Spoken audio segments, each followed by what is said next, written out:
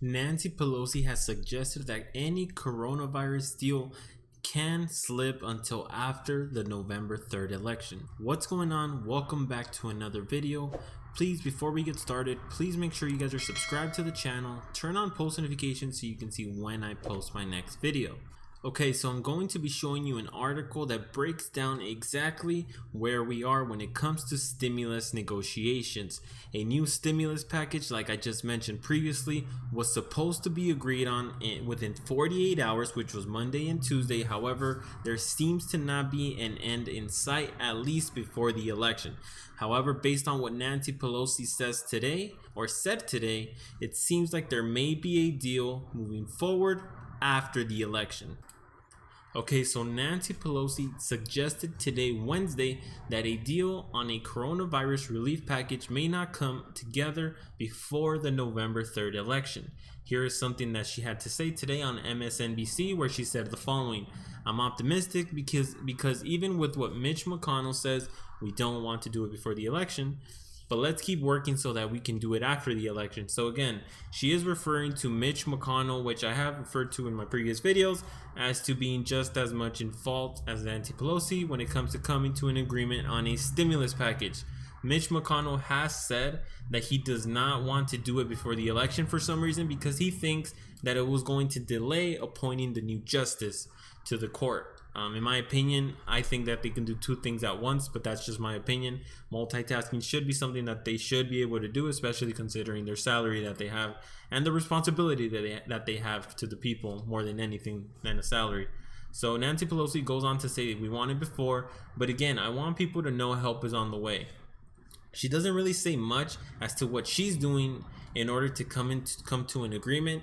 As you guys may already know, the Democrats are rejecting the $1.8 trillion offer that the White House and the Trump administration proposed, which again did include the enhanced unemployment and the second round of stimulus checks, among other things. The really only thing that it really didn't include was some things related to COVID, like contact tracing funding that Nancy Pelosi wants to make sure that's in there. That to me is not even important, but that's just my opinion.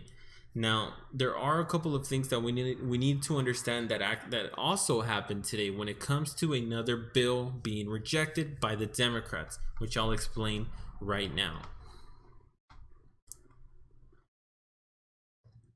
So Nancy Pelosi refers to the bill that was rejected today, and when she says the following: "I wouldn't even be having these discussions if we didn't think the president had some sway as to whether the Senate would take this legislation up." Can't even talk today. She said Senate Democrats on Wednesday also blocked a narrow $500 billion GOP-pushed COVID-19 relief package from moving forward in the upper chamber, essentially dismissing it as a political stunt. Now, this is something that Nancy Pelosi has pushed as to being a political stunt, like it just mentioned. She mentioned that the $500 billion does not address what's concerning right now for Americans. In my opinion, the $500 billion did include, for sure, it included the enhanced unemployment, extended funds for the PPP, the Paycheck Protection Program, and more of other benefits that would be crucial, especially at this point in time. Now, what's frustrating, at least to me, is that I don't understand how they can't approve this. For example, they had the chance to vote today, it was rejected. Why they couldn't approve the $500 billion, which would extend it in the enhanced unemployment, among other good things, and then so you accept it and then just still keep working on another coronavirus relief package. For some reason, it really does seem like they want either everything or nothing, which to them, it doesn't really affect Nancy Pelosi and her people, honestly, because I'm pretty sure they're still getting a salary. I haven't done my research on that to see how much they get paid for this type of stuff, for having these types of responsibilities, but I'm pretty sure they're not holding back their salary when it comes to them receiving it. But that's just my opinion. Accept the $500 billion that was proposed today, unfortunately rejected, and then still work on the new stimulus package. Now, these $500 billion did not include stimulus checks, but for people that are still on unemployment, it did include the enhanced $300 within it. So that's really important as well, and something I've echoed in this channel is to make sure that that's obviously included. Now, Nancy Pelosi, to finish off the interview, did say the following: "We obviously want to have a deal by November 3rd. That really is going to be up to whether the president can convince Mitch McConnell to do so." Now, Mitch McConnell is just as in fault as Nancy Pelosi, in my opinion.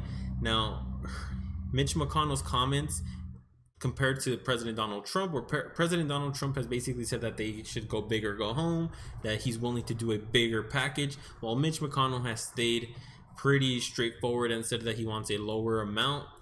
There's obviously some types of issues there, but it is true on what Nancy Pelosi is saying in that aspect. I do think that Trump can convince Mitch McConnell to go bigger. However, it doesn't seem like both parties are playing the game the right way. They essentially are playing a game, but just a game with people's lives, which is nothing to be happy about.